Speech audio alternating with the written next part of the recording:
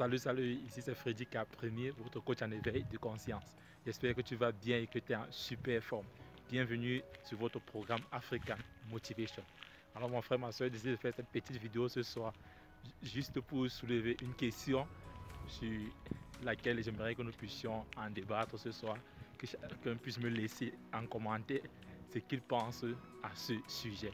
Oui mon frère, ma soeur, tel que tu l'as vu dans le titre de cette vidéo, combien d'enfants veux-tu dans ton foyer aujourd'hui? Oui, sincèrement, je pose la question là aujourd'hui tout simplement parce que nous nous rendons de plus en plus compte que, surtout la diaspora, oui, c'est elle que je vais interpeller aujourd'hui le plus, et aussi ceux qui vivent en Afrique, mais beaucoup plus la diaspora, parce que nous nous rendons plus compte aujourd'hui que la majorité de nos frères de la diaspora, une fois arrivés à l'extérieur, sont en train d'oublier au fur et à mesure que le temps passe, sont en train de laisser tomber leur culture, et d'autres oublient carrément d'où est-ce qu'ils viennent. Je le dis aujourd'hui parce que il y a ce syndrome-là dans la diaspora aujourd'hui, où dans tous les couples, on veut avoir seulement 2 enfants. Oui, ça c'est devenu la mode aujourd'hui, et pour les couples qui réussissent à faire un garçon et une fille, alors c'est la fête, on jubile, on est content, et on se dit oui, c'est bon, on ne fait que 2 enfants et on arrête. Moi je pense aujourd'hui que c'est du suivisme, c'est tout simplement du suivisme. Une fois arrivé à l'extérieur, on veut imiter les autres, on veut vivre comme les autres et on oublie carrément notre culture, d'où est-ce que nous venons. Quand je le dis, c'est tout simplement parce qu'aujourd'hui, beaucoup donnent cette raison-là et j'aimerais l'évoquer ici, peut-être certainement toi également, tu partages cet avis, je ne sais pas, tu vas nous dire dans les commentaires.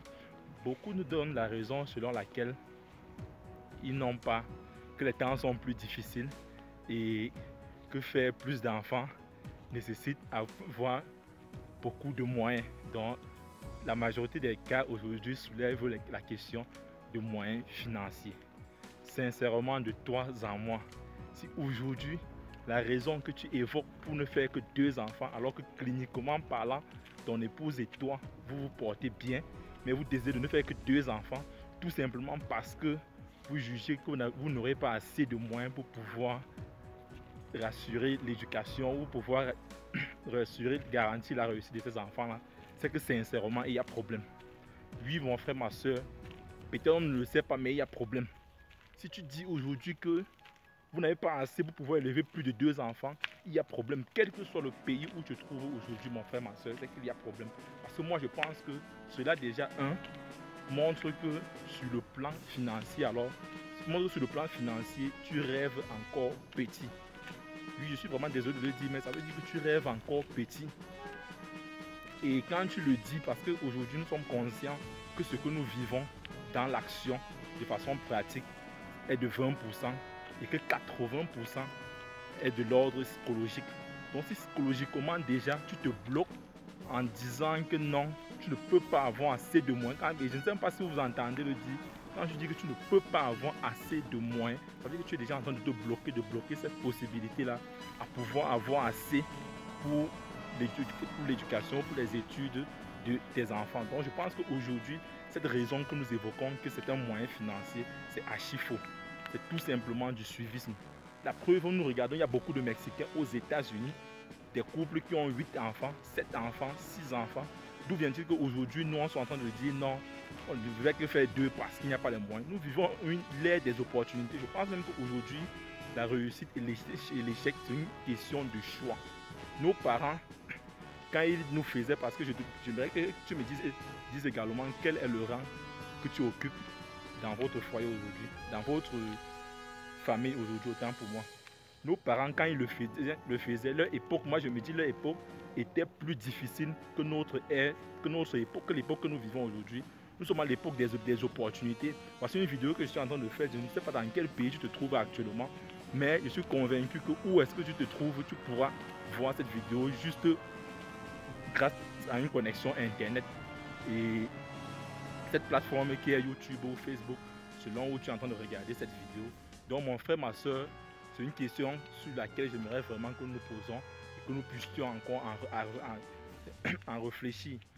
Aujourd'hui, la Chine est la preuve que la main d'œuvre est hyper importante et les Chinois l'ont compris à l'époque et ont développé cet aspect-là. Aujourd'hui, la preuve est là. Ce n'est plus à démontrer. Nos parents également ont compris cela et l'ont fait à leur niveau. Mais nous, aujourd'hui, nous voulons bloquer ce processus parce que nous voulons copier l'extérieur en disant non, il faut limiter les naissances parce qu'il n'y a pas les moyens. Non, mon frère, ma soeur, arrêtons cela. Et si aujourd'hui, tu trouves que tu n'as pas assez de moyens pour élever plus de 2 enfants, c'est qu'il y a problème. Je pense même que c'est encourager encore la médiocrité. Aujourd'hui, tu as raison, c'est une question de moyens. Et surtout que d'autres vont dire non, il faut garantir l'étude de ces enfants et tout, on va les inscrire dans des grandes écoles. Aujourd'hui, nous savons tous que ce n'est pas les études qui garantissent la réussite aujourd'hui. Nous avons eu, je prends l'exemple d'un pays en Afrique, je ne vais pas donner le nom, où on a vu des docteurs qui grévaient tout simplement parce qu'on ne l'a pas intégré dans la fonction publique, où ils devaient aller toucher un salaire de combien, nous tous nous savons. Donc aujourd'hui, ce n'est plus une question de diplôme, mais aujourd'hui c'est une question d'éducation. C'est l'éducation que tu vas transmettre à tes enfants qui doit faire la différence. C'est le mindset que tu vas leur transmettre qui doit faire la différence. Les diplômes, c'est vrai, c'est important, ça va donner une certaine base, mais ce n'est pas ça qui garantit la réussite des enfants. C'est le mindset que tu vas cultiver à tes enfants qui doit garantir leur réussite de demain. Donc mon frère, ma soeur, je ne serai pas long, j'aimerais juste que tu puisses me donner ton point de vue. Et puis en passant, j'ai aussi un message à passer à nos soeurs. Parce que généralement dans les couples où nous vivons cela, c'est deux fois l'homme qui émet cette hypothèse-là, cette idée-là de ne faire que 2 enfants. Et 2 fois certains font 2 dans le foyer pour aller faire 3 à l'extérieur. À quoi est-ce que ça sert mon frère, ma soeur? Que tu puisses faire 2 dans ton foyer, à l'extérieur tu peux en faire 3. La preuve, nous le savons, si demain, là, quand il ne sera plus là, si heureusement ou malheureusement, selon les cas, que ce soit